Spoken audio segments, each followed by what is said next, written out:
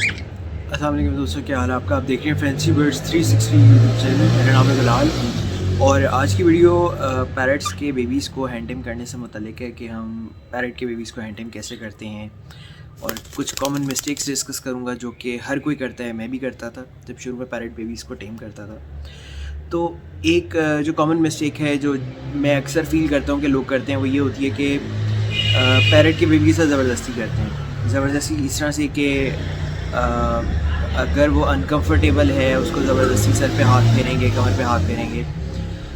Parrots की जो nature होती है, उनकी जो पर्सनैलिटी होती है वो कुछ इंसान के बच्चों की तरह ही होती है। जैसे कुछ लोग होते हैं वो ज़रा चुप तबीयत के होते हैं, कुछ बहुत ज़्यादा हंसमुख होते हैं, कुछ बहुत ज़्यादा एक्टिव होते हैं, कुछ ज़रा थोड़े से जेंटल किस्म के होते हैं। तो इनमें भी मुख्तलिफ़ पर्सनैलिटीज़ होती हैं पैरट के बेबीज़ में। तो आपको ज़बरदस्ती किसी के साथ नहीं करनी होती अनलेस अनटिल वो आपके साथ कंफर्टेबल हो जाए। तो शुरू में आपको थोड़ा सा टाइम देना होता है अगले बंदे के साथ ट्रस्ट बिल्ड करने में।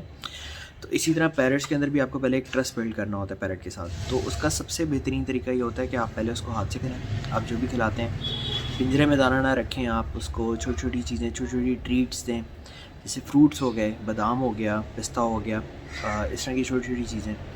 तो उसके साथ पहले दोस्ती करें। जब आपको लगे कि आपका पैरट अब आपकी बात थोड़ी थोड़ी मानने लग गया, उसका ट्रस्ट बिल्ड हो गया है, आप उसको थोड़ा बहुत प्यार कर रहे हैं, वो नहीं डर रहा, तो फिर उसके बाद आहिस्ता आहिस्ता उसको थोड़ा थोड़ा और प्यार करें, कमर पे प्यार करें उसको, उसके सर पे प्यार करें।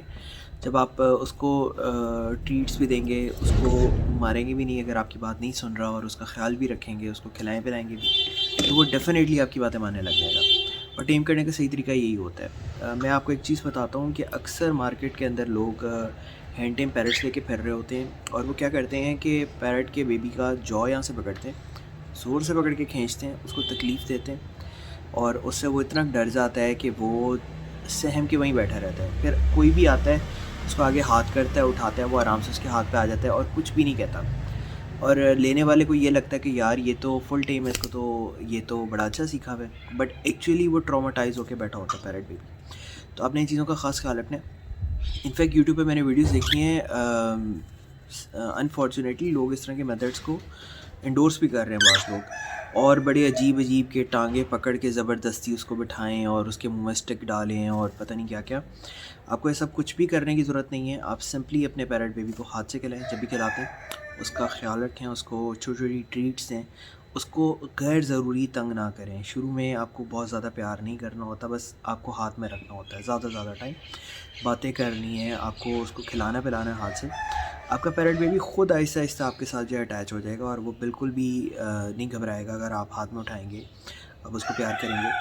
अब मेरे पास ये कॉकटेल बेबीज़ हैं, इनको ऑनेस्टली मैंने बहुत ज़्यादा टाइम नहीं दिया क्योंकि मैं थोड़ा सा बिज़ी हूँ और कामों में।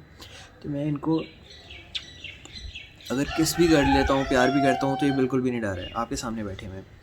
तो यही प्रोसेस है, सिंपल प्रोसेस है, इसमें कोई कॉम्प्लिकेटेड बात नहीं, कुछ मुश्किल नहीं है, सिर्फ हाथ से खिलाना है और ज़्यादा से ज़्यादा टाइम देना है। आप जितना ज़्यादा टाइम हाथ में रखेंगे ना, आपके पैरट बेबी को उतनी ज़्यादा आदत हो जाएगी आपके हाथ पे बैठने की, और इनफैक्ट वो पसंद करेगा आपके हाथ पे बैठना।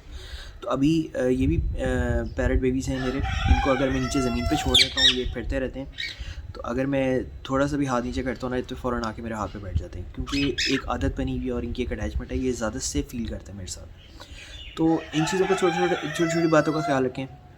उसके अलावा एक चीज़ का और ख़ास ख्याल रखें कि पैरट बेबी को, आपका पैरट बेबी किसी भी एज में है, उसको वाइल्ड पैरट्स के साथ नहीं रखना।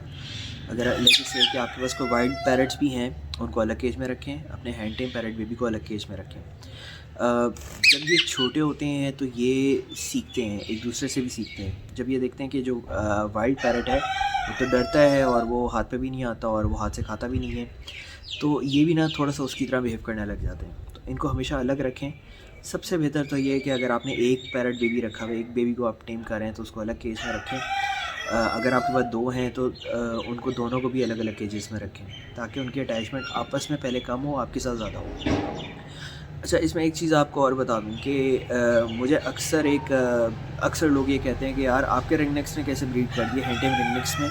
हमारे पास तो हैंड टेम रिंगनेक्स ब्रीड नहीं करते, बल्कि हैंड टेम कोई भी पैरट ब्रीड नहीं करता। इसमें कोई अजीब बात नहीं है, इसमें सिंपल सी लॉजिक आपको बताता हूँ। होता क्या है कि जब ये छोटे होते हैं तो इनको अगर आपने शुरू से ही अपने साथ रखा हो, इनकी अटैचमेंट आपके साथ ज़्यादा हो जाती है, आपस में कम होती है। ये जैसे-जैसे बड़े होते हैं तो इनकी जो अट्रैक्शन होती है ना मेल फीमेल की आपस में, वो कंपैरेटिवली थोड़ी-सी कम हो जाती है हैंड टेम्स में। इसलिए ब्रीडिंग में काफ़ी तंग करते हैं, स्पेशली मेल्स बहुत तंग करते हैं ब्रीडिंग में। लेकिन अगर बचपन से ही आप इकट्ठे रखें ना, आप उनको टाइम दें, बहुत ज़्यादा टाइम ना दें, इतना ना करें कि आपस में वो लड़े हों और आपके साथ उनकी बहुत दोस्ती हो,